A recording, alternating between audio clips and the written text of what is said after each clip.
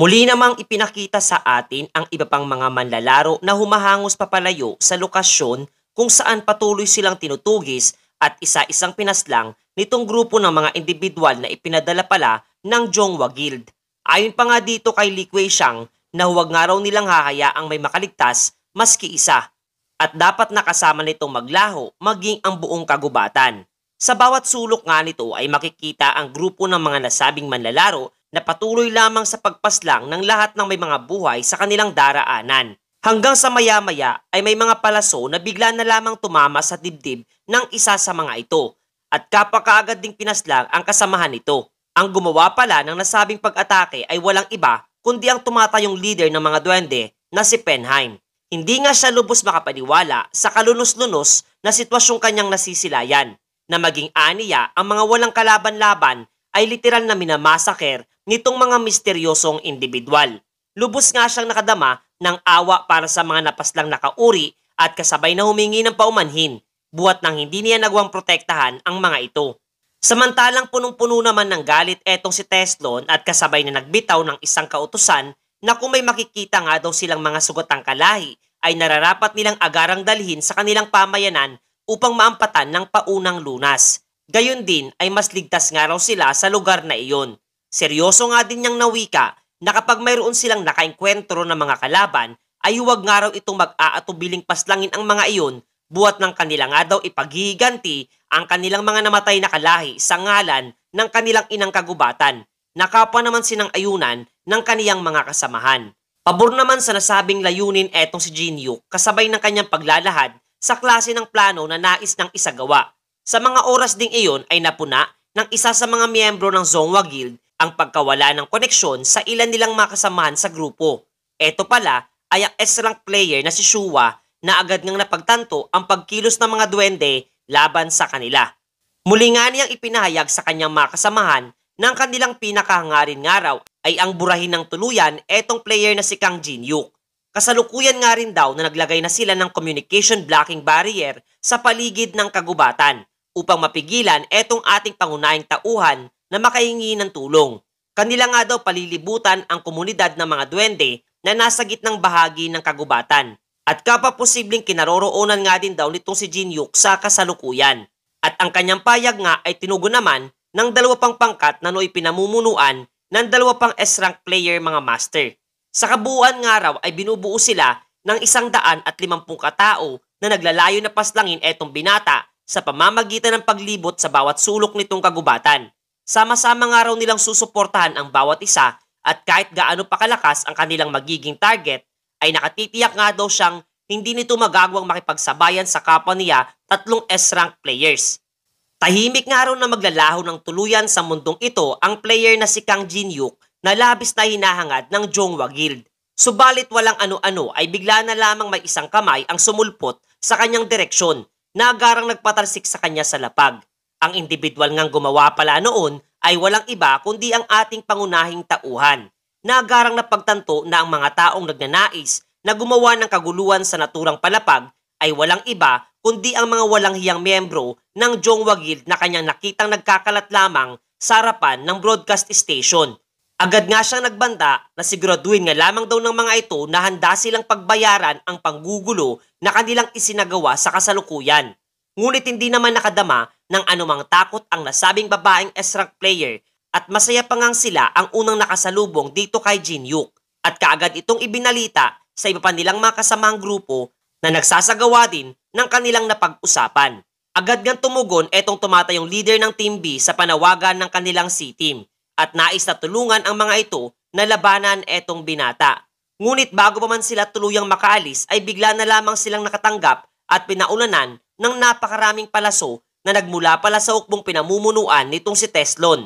Nawika nga nitong duwende na hindi nila hahayaang makaalis sila mula sa kanilang paningin.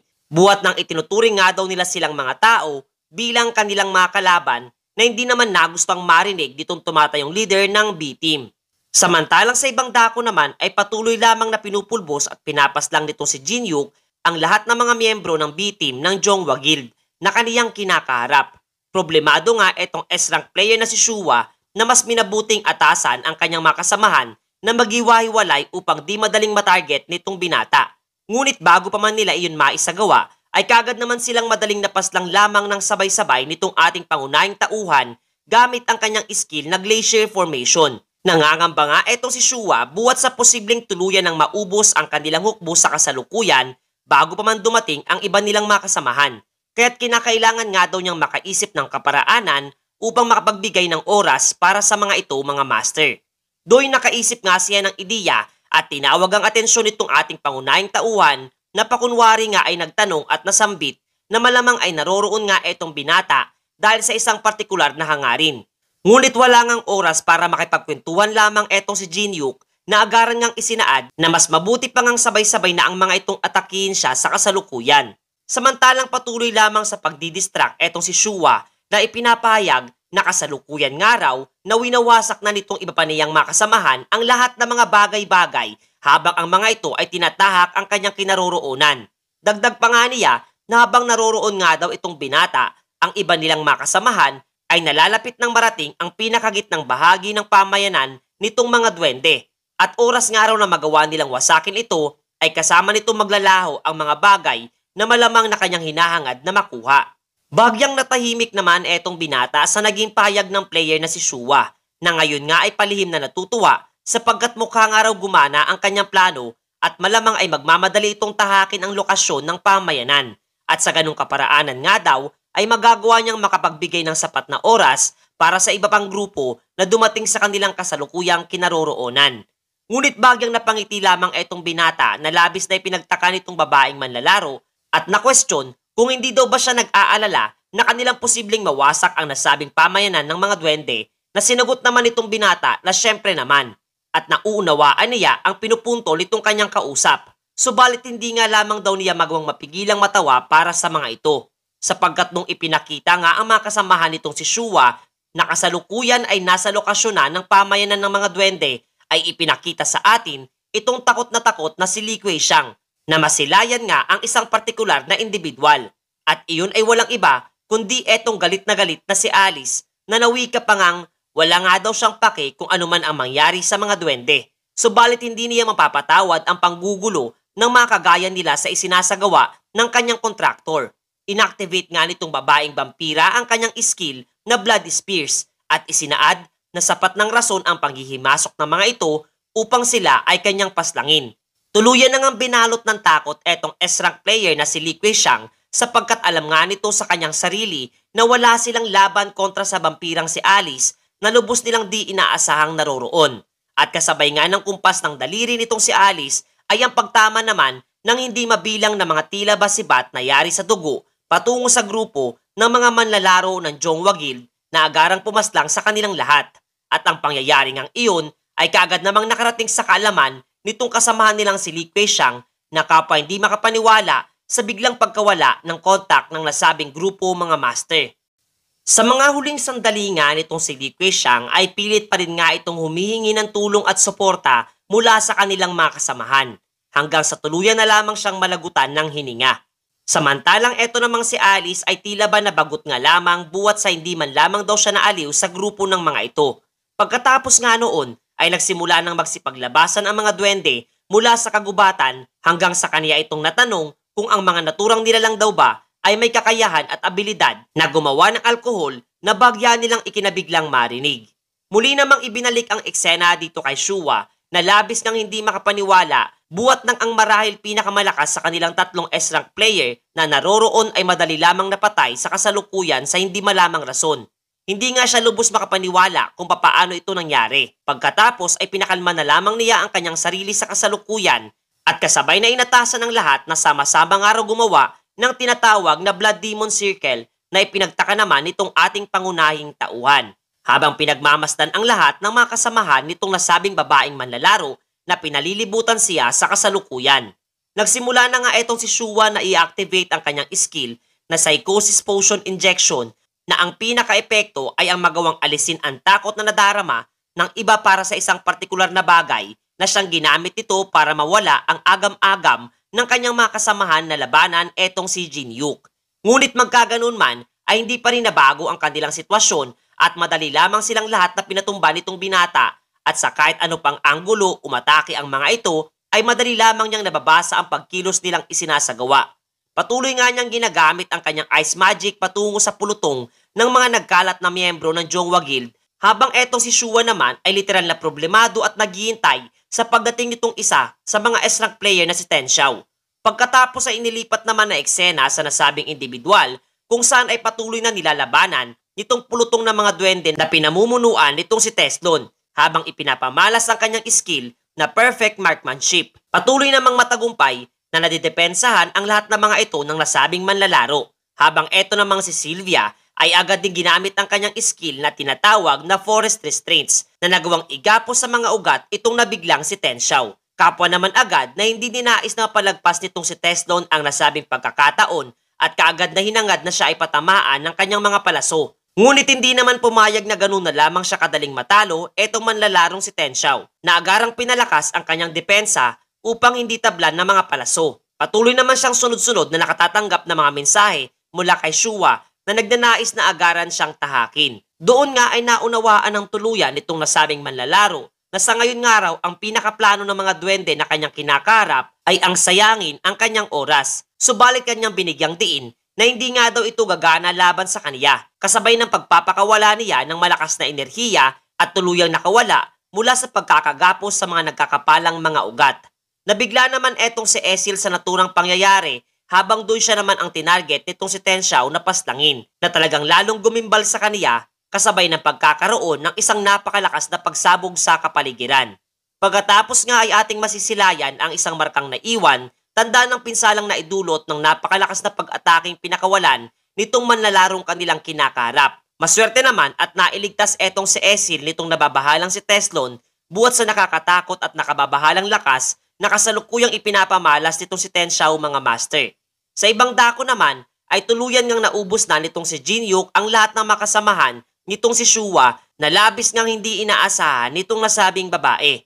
Nagpasya na nga siyang lumabas mula sa kanyang pinagtataguan kung saan ay nagbunsod ito upang mapagtanto nitong binata ang kanyang kinakailangan upang kanyang makopya ang unique skill nitong tinataglay. Ngunit labis lamang siyang naguluhan buhat sa upang ito'y maisagawa ay kinakailangan muna niyang tumanggap ng pinsalang nagtataglay ng kanyang lason at kasabay na tuluyan siyang talunin.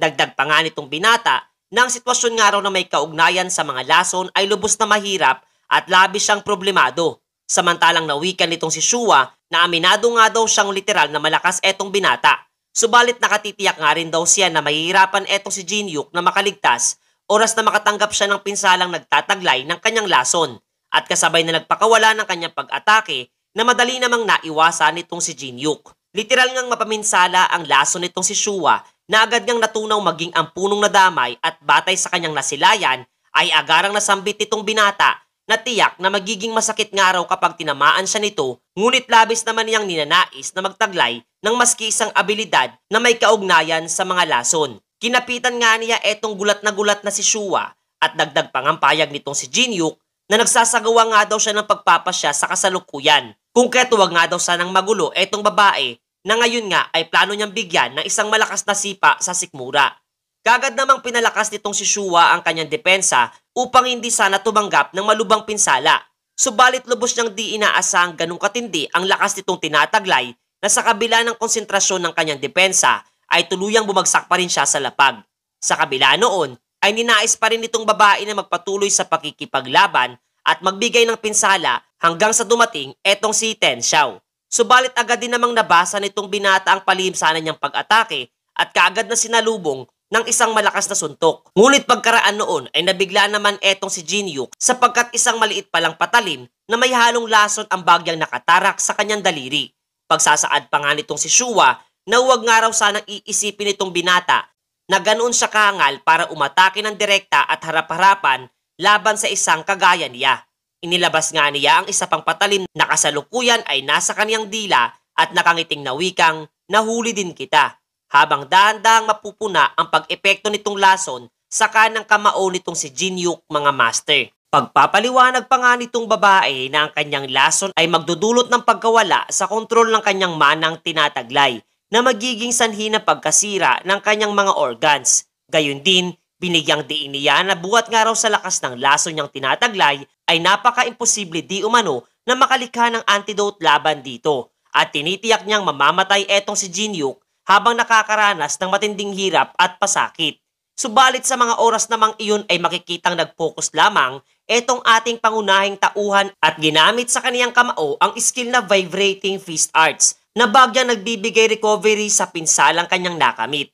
Pagkatapos nito ay nawika niya sa babaeng nagyayabang kani-kanina lamang na sino bang nagsabing kinakailangan niya ng antidote sapagkat kaya naman daw niyang gamitin at persang kontrolin ang mahay kaniyang tinataglay. Kaya't sa kaniyang nasilayan ay muli lamang napagtanto nitong babae na napakalabo talagang magawa pa niyang makatakas ng buhay sa labang kaniyang kinasasadlakan. Sunod-sunod nga ang malulubang pinsala na kaniyang natatamo mula sa binata at nung plano na nga siyang tapusin ito ay sakto naman dumating na rin sa naturang lokasyon etong si Ten Xiao mula sa kanyang likurang bahagi na kaagad ding nagpakawala ng malakas niyang pag-atake. Pagkatapos noon ay kaagad niyang kinamusta ang kalagayan ng babaeng kanyang kasamahan. Napagtanto naman itong ating bida na ang pagdating nitong nasabing individual ay nangangahulugang natalo na ang grupong pinamumunuan nitong si Teslon habang muli namang inalam nitong si Jinyuk ang unique skill nitong tinataglay at ninais na muling makopya ang abilidad nitong tinataglay na tinatawag na root out the source. Pagkatapos ay naguluhan nga siya sa kung papaano nalalaman ng system ang buong nararamdaman ng isang manlalaro batay sa isinasaad na kondisyon ng sistema. Ngunit sa mga sandali ding iyon ay tila ba nagka-glitch ang system at hinarangang malaman ang kasagutan sa mga katanungang mayroon etong binata. Napuna nga din ito nitong dalawa ang kakatuwang nagaganap sa binata at ninais na samantalahin ang pagkakataong ito upang siya ay atakihin. Subalit do'y malungkot namang inilahad nitong si Shua na tanging silang dalawa na lamang ang posibleng natitira sa kanilang grupo. Gayon nga rin ay kaniyang naunawaan sa maiksing panahon ng kanyang pakikipaglaban kontra dito kay Jinyuk na kahit pa silang tatlo nila Li Keqiang ay magkakasama ay nananatili pa ring imposible na matalo nila etong si Jinyuk mga master. Nabigla nga sa kanyang narinig etong si Ten Xiao habang ayon naman kay Shua na nabigo silang may sakatuparan ang misyong nakaatas para sa kanila at wala nang rason para bumalik pa sa China. Isang bagay na nga lamang daw ang magagawa nila kasabay ng bigla nitong paghalik sa kanyang partner at nawikang magkasama nilang masisilayan ang katapusan ng misyong ito. Sa kabilang banda naman ay muli nang bumalik sa ayos etong si Jinyuk na kaagad nagpakita ng pagkadiri sa isinasagawa nitong dalawa na nasa kanyang harapan. Ngunit ang isang ngiti lamang ang kanilang naging tugon habang ginamit na pala nitong babaeng manlalaro ang kanyang skill na pollution upang kapaalisin ng tuluyan ang takot na nadarama nitong si Ten Xiao sa pakikipaglaban. Kapwa naman naganda na rin sa mga oras na iyon etong si Jinyuk bilang respeto sa dalawang S-rank player na kaniyang kinakaharap. Sabay ngang umatake ang dalawang ito at kaagad ginamit ang kanilang mga pinakamalakas na atake patungo sa binata. Habang eto naman ay gumawa ng kakaibang stance at isinagawa ang ikawalong anyo ng Soul Chaser Sword Art. Makalipas pa nga ang ilang sandali ay kapwa na wala na rin ng tuluyan ang harang na pumipigil na makagawang lumikha ng komunikasyon patungo sa labas ng Elven Forest. At eto ngang si Ten Xiao ay ipinakitang lubos na matindi ang pinsalang natamo sa kanyang katawan. Habang inilahad naman ng system dito kay Jinyuk na matagumpay na niyang nakopya ang skill, mayroon etong dalawang manlalaro na kaniyang nakaharap na labis niyang ikinatuwang mapag-alaman. Nagrereklamo nga etong binata sa pananakit ng kanyang braso buwat sa paggamit ng naturang teknik. At kasabay na iniwan na ng tuluyan etong dalawang manlalaro ng Chinese Guild na wala ng buhay. Nakapwa naging hudyat din ng pagwawakas ng kanyang pakikipaglaban kontra sa mga ito. Inilahad nga rin sa kwento na literal na malala ang pinsalang natamo nitong si Teslon kontra kay Ten Xiao. Ngunit mabuti na nga lamang at naroroon etong si Sylvia sa kanyang tabi kung kaya't nagawa niyang makaligtas mula sa sugat na kanyang natamo. Nagpayag nga rin siya ng pasasalamat para sa binata na kapwa tinanggap naman ito at hinangad ang agaran niyang paggaling. Lumipas pa ang ilang araw matapos ang nasabing kaganapan na nagdulot nga rin ng matinding pangamba para sa kanilang leader na si Penheim kaya't matagal-tagal itong hindi lumabas ng kanyang bahay at tanging nagbibigay lamang ng kautusan. Ito namang si Alice ay naging bantog para sa mga batang duwende at labis siyang hinahangaan. Gayon din, ang pag-inom nga ng alak ay kapwa kasabay na sumikat para sa kanila. Samantalang si Jinyuk naman ay mas minabuting palakasin ang depensa ng pamayanan ng mga duwende sa pamamagitan ng paglikha ng mga mas malalakas na barrier sa buong paligid ng kagubatan. Masaya nga niya itong isinasagawa habang nawikang hindi nga daw siya muling makakapayag pa na makialam na naman etong mga hambog na manlalarong nagmula pa sa Zonghua Guild na pinakikialaman ang bagay na kanyang pagmamay-ari. Pagkatapos ay inilipat ang eksena sa himpilan ng Chinese Guild na talagang dismayado sa kabiguang natamo ng kanilang ipinadalang 150 manlalaro sa ika-6 na palapag. Hindi nga ito magawang paniwalaan ng kanilang vice leader na nangangalang Liao Yu, lalo na't kasama pa dito ang 3 nilang S-rank players. Doon nga lamang nila napagtanto na ganoon kadelikado ang kaharapin at kumprontahin ng walang maayos na plano etong ating pangunahing tauhan. Marahil nga daw ay hindi nila kaagad ito na-evaluate at naging padalos-dalos ang kanilang isinasagawang pagpapasya, sapagkat hindi dahil naturingang isang S-rank player etong si Jin Yuk ay nangangahulugang kapantay lamang nila ang level ng lakas, mayroon itong tinataglay. Nagpahayag naman etong si Tenwei ng kanyang panukala na bakit hindi muli sila magpadala ng mas maraming bilang ng mga assassin na nagtataglay ng dihamak na mas malakas na magical power kumpara sa mga naunang napaslang na kaagad namang hindi sinang-ayuna nitong kanyang katabing executive, sapagkat itong araw ay magre-resulta lamang ng tila ba isang hudyat ng pakikipagdigmaan laban sa isang bansa at kasabay na nagkaroon ng matinding pagtatalo. Tanging huminto lamang sila nung nagsalita na etong isang residente ng ika-21 palapag na nangangalang Mo Yung-so na isa palang nagmula sa Murim clan. Payag nga niya na malagang pag-aralan ang ki at pamamaraan ng pakikipaglaban ng kanilang katunggali at ang makitang hindi nila ito kaagad nagawang ma-evaluate ay nangangahulugan lamang na malaki ang kanilang pagkakamali at kakulangan sa kahandaan. Gayon din ay mas binabuti nga niyang ipaubayan na lamang di umano sa kanila ng mga ito ang pagdispatcha sa binata. Hihirit pa nga sana ng isang pagkakataon etong si Liao Yu na hindi nagustuhan nitong matanda at galit nga nitong idinukol sa kanyang isipan na hindi nila nauunawa ang magpasa hanggang ngayon ay walang mas kisa sa kanila ang may sapat na abilidad na tapatan at talunin ang level, mayroon etong si Kang Jin Yuk. Batay nga daw iyon sa kanyang nasilayang huling video na ipinadala para sa kanila at nakatitiyak nga daw siya na iyon ay ang ika-8 anyo ng Soul Chaser Sword na isang estilo ng paggamit ng espada na maging sa Murim clan ay napakadalang ang nakakaalam at may abilidad na gamitin ito. Kaya talagang nakapagtataka na magawa nga daw itong gamitin ng isang tagalabas lamang ng tore at seryosong isinaad na mukhang may pagkakataon pa nga daw silang maisagawa ang kanilang hangarin batay sa kanyang nasilayan mga master.